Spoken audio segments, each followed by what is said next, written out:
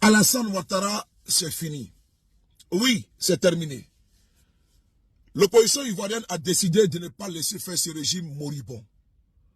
Ce régime dépassé. Ce régime du passé. Ce régime aux pratiques archaïques moyenâgeuses.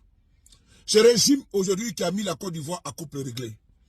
Ce régime, comment dirais-je, qui a su diviser les Ivoiriens. Ce régime prédateur.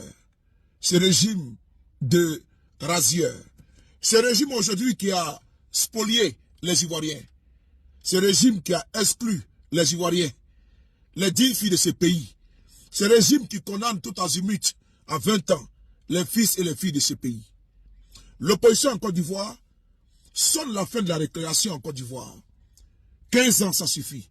Trop, c'est devenu trop.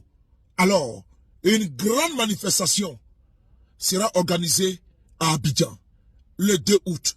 Oui, des millions d'Ivoiriens vont déferler dans les rues. Parce que l'on doit montrer le rapport de force politique avec les RDR. On écoute.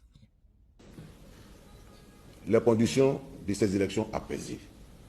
C'est pourquoi le Front commun, le PDCI RDA et le Parti des peuples africains, le Front commun, dis-je, a décidé d'organiser une grande marche nationale le samedi 2 août, dès 8 heures.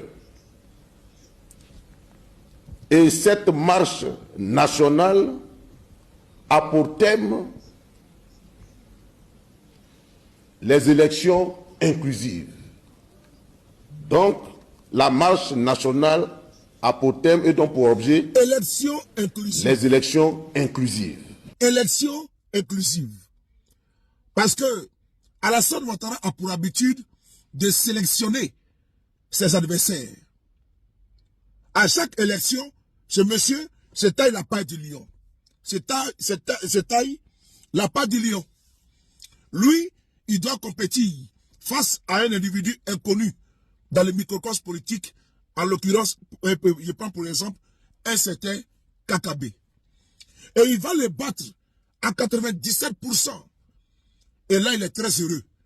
Et il va venir sur les chaînes de radio nationales et internationales, télévision internationale, vanter les mérites d'une élection apaisée et une élection qui s'est bien déroulée.